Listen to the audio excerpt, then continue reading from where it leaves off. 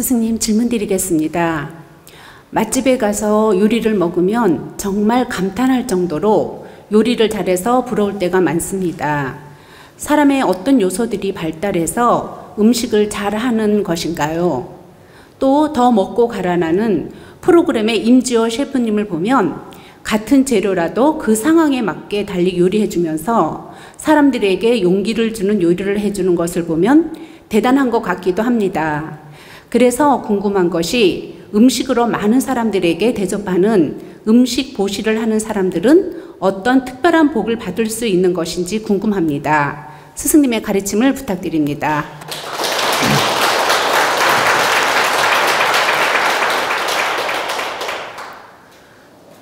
사람은 타고날 때 사주팔자에 식신이라는 게 있습니다.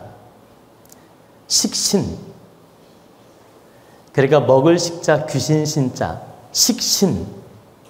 그러면 사주 용어에서 식신, 상관, 정관, 편관, 정인, 편인 이런 십성의 바로 한 부분이라고 할 수 있죠. 그러니까 사주 용어에서 십성이 있어요. 여러분에게 그냥 십성을 그냥 말씀을 해드리겠습니다. 자,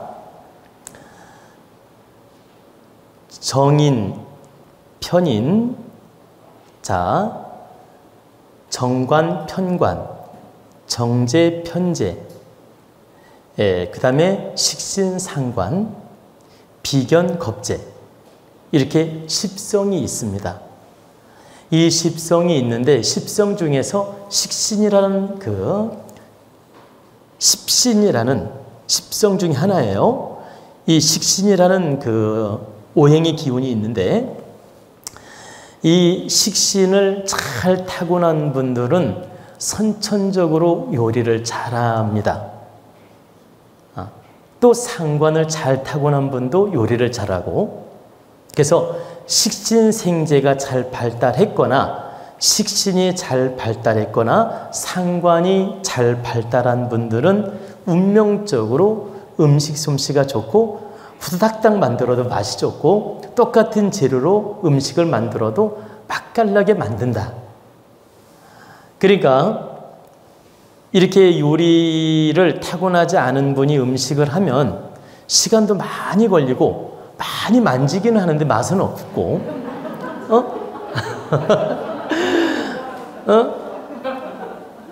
많이 주물르기는 하는데 맛은 없어. 그런데 좀 전에 말씀드린 대로 식신생재가 잘 되거나 식신이 있거나 상관이 있거나 이렇게 식신상관이 잘 발달한 분들은 적당히 척척척척 만들어도 맛이 있고 또 빨리 만들어도 맛이 있고, 그리고 똑같은 재료를 주고 만들으라 해도 이 손맛이 나는 겁니다. 그 요리사, 유명한 요리사 많잖아요. 그런 분들 사주를 풀어보면 대체적으로 식신상관이 발달되어 있고 또 식신생재가 발달되어 있는 분들이 대다수입니다. 그런 요리의 천재성을 가진 분들이 바로 이러한 특성들이 팔자에 들어있다. 이렇게 팔자에 들어있는 요리사들은 선천적 재주를 발휘할 수 있고 또 후천적으로 노력을 해도 뛰어난 능력 발휘를 한다. 그러니까 선천적으로 타고나서 발휘를 하지만 후천적으로 공부를 해도 뛰어나게 잘한다는 얘기입니다. 그래서 1차적으로 이런 운명에 들어있는 작용으로서 능력 발현을 시키는 것이고, 또 이제 2차적으로는 우리가 이런 팔자의 오행적 식신상관이 없다 하더라도 이렇게 늘 음식을 만들면서 정성을 쏟는 분이 있어요. 그냥 대충 만들어서 먹어야지 이게 아니라 가족을 생각하고 가족 영양소를 연구하고 가족을 어떻게 하면 건강에 도움이 되게 음식을 만들까, 이렇게 마음을 담아서 만드는 분들이 있어요. 그런 마음으로 계속 10년, 20년 가족을 위해서 음식을 만들게 되면 스스로 물리가 납니다. 스스로 물리가 나요. 연구를 하면서 만드는 분은 자기도 모르게 물리가 나요. 음식 물리가 난다. 그래가지고 기본적으로 음식을 잘 만드는 습이 생깁니다. 그래서 그 어머니들 보면 이렇게 시장 바다가 뚝뚝뚝뚝 만드는데도 그냥 금방 만들고 이렇게 참 맛있게 하는 경우 있잖아요. 그 어머니 가족 많이 음식 만들어준 분들 보면 그 사회생활 적게 하고 가정 살림 위주로 하는 분들 있지 않습니까? 그런 분들 음식 금방 잘 만들잖아요. 그런데 90% 사회생활하고 10%밖에 요리를 안 해. 이런 분들 음식 만들어 보라고 해봐요. 진짜 별맛 없습니다. 아니 진짜 돈 번다고 있지 사회생활 90% 시간을 보내. 근데 어느 날 일요일 날 음식 만든다고 뚝딱뚝딱 만들어. 별맛 없어요 진짜. 왜 별맛이 없냐? 이분은 음식에 물리도 안 났고 일하는데 바쁘다 보니까 음식 연구도 안 했고 또 가족 영양소에 집착도 안 하고 있다는 거예요. 어쩔 수 없이 만드는 거지 가족들을 위해서 만든다 이 개념도 없다니까. 그냥 어쩔 수 없으니까 만드는 거야.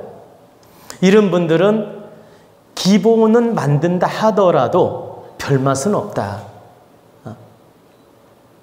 그래서 여러분들이 팔자에 식신상관이 없다 하더라도 정성스럽게 가족을 생각하는 마음, 위하는 마음, 영양소를 생각하는 마음 이렇게 늘 연구하는 마음으로 만드는 분들은 10년, 20년 한 분들은 도 같아서 잘한다는 얘기입니다. 팔자를 떠나서도 잘한다. 물리가 나서. 그리고 이제 세 번째는 여러분들이 이 식당밥을 오래오래 먹으라고 하면 요리사들이 만들었어도 질리고 영양소가 별로 없는 걸 느낄 수 있어요. 그러니까 음식 잘하는 요리사들이 만들어서 음식을 만들어 준다 하더라도 여러분 1년 동안 계속 식당에서 밥을 먹으라고 하면 질릴 뿐만 아니라 별맛도 없을 뿐만 아니라 영양소가 별로 없음을 느낄 겁니다. 가끔 먹을 때는 맛있는데 매일 가서 요리집에서 먹으라고 해보십시오. 집에서 된장국이 먹고 싶어진다니까. 여러분, 아니 그럴 것 같아요? 안 그럴 것 같아요? 인정하죠? 1년 동안 식당집을 대놓고 계속 그 집에 가서 밥을 먹는 거예요. 그러면 그 식당 주인이 요리사가 메뉴를 계속 바꾸면서 밥을 차려주더라도 우리가 매일 그 집에 가서 식사를 먹게 되면 물릴 뿐만 아니라 질린다. 물리고 질리고 그리고 영양소가 별로 없음도 느껴요. 그래서 여러분들이 집밥이 낫다. 어머니가 해준 밥이 낫다. 반찬이 없어도 어머니가 해준 밥이 낫다. 이런 말을 하는 겁니다. 그래서 여러분들이 뭘 알아야 되냐면 제주로 요리사가 만든 음식이라도 거기에 영혼이 들어있지 않으면 정성이 들어가 있지 않으면 맛에 불과할 뿐이지 큰 영양소가 없음을 또 알아야 돼요. 그러니까 입맛은 좋게 만들지만 우리에게 에너지 작용은 작다. 어머니가 만들어준 건 비록 맛은 투박하고 맛은 그렇게 요리사처럼 감칠맛은 없어도 맛은 좀 모자랄지라도 어머니의 정성과 마음과 기운이 담겨 있기 때문에 그 집밥이 영양소가 있는 것입니다. 김치 하나만 놓고 먹어도 영양소가 있는 것이다. 그래서 여러분들이 이런 이치를 알고 요리사 음식이라고 무조건 좋고 우리 어머니가 요리를 좀 못한다고 무조건 나쁘고 이런 편견을 갖지 마라. 어머니가 좀 요리 솜씨가 모자라더라도 거기 정성과 마음과 기운이 담겨져 있으면 된장국 하나도 우리에게는 영양소가 있는 것이다. 영양소가 요리사가 만드는 것보다 더 좋을 수 있다는 거예요. 그래서 우리는 이런 이치를 알고 좀 반찬이 좀 맛이 부족하고 뭐 예를 들어서 이 음식이 맛이 좀 부족하다 하더라도 부모님의 정성이라든가 만들어준 분 정성이 있다면 우리는 그 집밥을 먹으면서 영양 기운을 얻게 되고 또 좋은 원소 기운이 생기고 에너지가 좋아짐으로써 그 밖에서 음식보다 훨씬 힘을 쓰게 됩니다. 그리고 또 하나 그 음식을 잘 만들어서 이렇게 주변 사람들한테 나누거나 베풀거나 하면 그 베푼 공덕으로서 그 공답이 돌아오냐고 물으셨는데 음식을 나누거나 음식을 많이 대접하거나 이렇게 음식을 많이 베풀게 되면 전생에 내가 누구에게 지은 빚이 있고 또 현생에 살면서 내가 누구에게 지은 빚이 있고 탁한 기운이 있다면 이 기운도 정리하는 작용을 하고 또 두 번째는 내 제복과 식복을 불러오는 에너지 작용을 하고 세 번째는 이 자손한테 음덕짓는 작용을 합니다. 그래서 옛날부터 길거리 거린한테 좋은 일 많이 하고 베푸는 일 많이 하고 음식 대접을 많이 한 조상들이 후손들이 보면은 제복이 있고 잘 삽니다. 그리고 후손 중에 누군가는 부자가 태어나요. 그리고 조상들이 맨날 남의 것 탐내고 인색하고 밥 한 그릇 대접할 줄도 모르고 물 한 그릇 대접할 줄도 모르고 그냥 자기 것밖에 모르는 사람들 있지 않습니까? 오직 자기 것밖에 몰라. 베풀 줄도 몰라. 이러면 후손들이 가난하게 살아요. 그래서 여러분이 물질이 있고 경제가 되고 자, 물질 경제가 어느 정도 갖추어지고 또 내가 음식으로 베풀 수 있는 조건이 되고 환경이 주어졌다면 많이 베풀 수 있을 때 베풀어라. 그것은 반드시 공덕으로 쌓여서 나한테도 득이 되지만 후손한테 득이 될 뿐만 아니라 복을 짓는 게 된다. 그리고 후손들이 제복을 누리고 살게끔 돕는 작용을 한다. 이 원리를 조금만 더 부연 설명을 해드리면 여러분 재물이라는 건요 후손이 인연 따라 능력이 주어지면 갑자기 들어와서 부자가 되기도 하고 재수없게 걸리면 있죠 어떤 사람한테 사기당해서 그냥 거지 되기도 해요. 근데 그 인연법을 누가 주는지 아십니까? 내 후손은 내가 만들어 놓은 공답으로 가는 거예요. 내가 베푼 만큼 쌓은 만큼 공답의 영향이 후손한테 가고 있다. 그리고 내가 지금 부자로 잘 살고 능력 있고 복을 받고 있다. 우리 조상 중에 누군가는 음덕을 많이 쌓은 분이 있는 거예요. 그 기운을 받아서 그 인연줄로 받아서 내가 그만큼 복을 누리는 겁니다. 여러분 내가 무조건 똑똑해서 잘나고 잘 먹고 잘 사는 줄 아는데 그렇지 않아요. 물론 내 능력도 중요하고 내 지혜도 중요하고 내 어떤 실력도 많이 중요해요. 중요하지 않다는 말이 아닙니다. 그러면 퍼센트 비율을 제가 말씀드릴게요. 자, 내 기본 실력이 40%는 비중을 차지합니다. 기본 실력이 40%는 작용을 하고 이 40%라는 게 기본 내 팔자에 타고난 오행이라든가 타고난 복, 타고난 운명 이 기운이 40%는 무조건 작용을 하고 이 30%는 내가 자라면서 이렇게 환경을 만들어가는 거 있잖아요. 환경을 만들어가는 거. 인연도 만들어가고 사람들도 관계를 맺고 내가 사람들도 잘 대하고 이렇게 내가 지혜롭게 운용을 잘할 때 에너지가 30% 좋아져서 70%는 내한테 달려있다고 볼 수 있어요.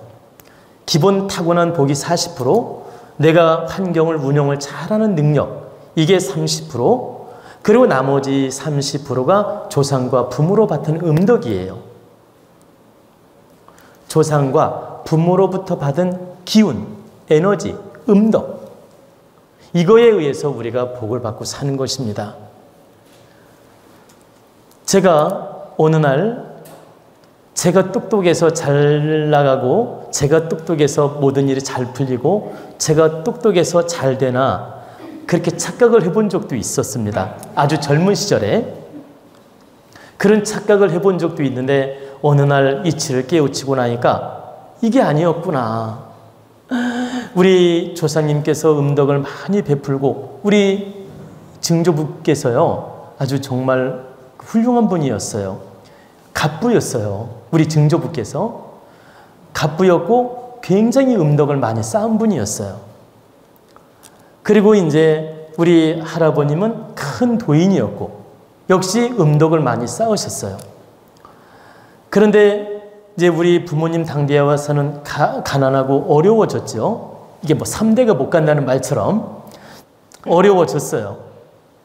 근데 그게 돌고 돌고 돌아서 후손이 그 복을 받는 인연줄이 오면 자격이 되는 인연이 오면 반드시 조상의 음덕에 의해서 그 복을 받는 자손이 생긴다. 그러면 부모의 기운을 자손이 바로 이어받는 경우도 있고 3대를 걸쳐서 받는 경우도 있고 4대째 나타나는 경우도 있고 이것은 인연줄에 따라 조금씩 다를 수는 있다.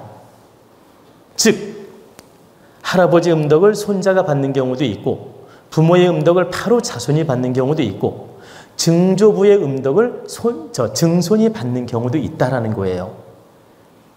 그래서 보통 늦어도 3, 4대에는 음덕이 온다. 그게 왜 그러냐면 도는 시간 때문에 그래요. 근데 작은 공답은 바로바로 연결돼요.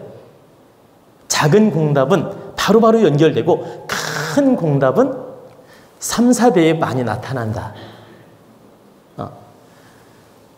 그래서 여러분들이 음식을 많이 베풀고 음식을 많이 나누고 어려운 사람을 많이 돕고 적선지가의 필요여경이란 말처럼 여러분들이 좋은 일을 많이 하고 살면 반드시 그 공답은 후손한테 연결돼서 빛이 난다.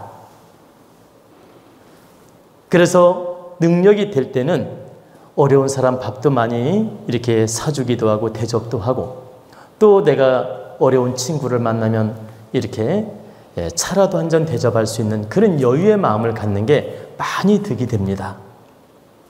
그래서 여러분 그 식신의 힘을 잘 쓴다면 내 업도 소멸하는 작용을 하고 내 인생도 더 식복제복이 좋아지고 후손에게도 부자 되는 원소가 될 수 있기 때문에 반드시 노력하라는 뜻입니다.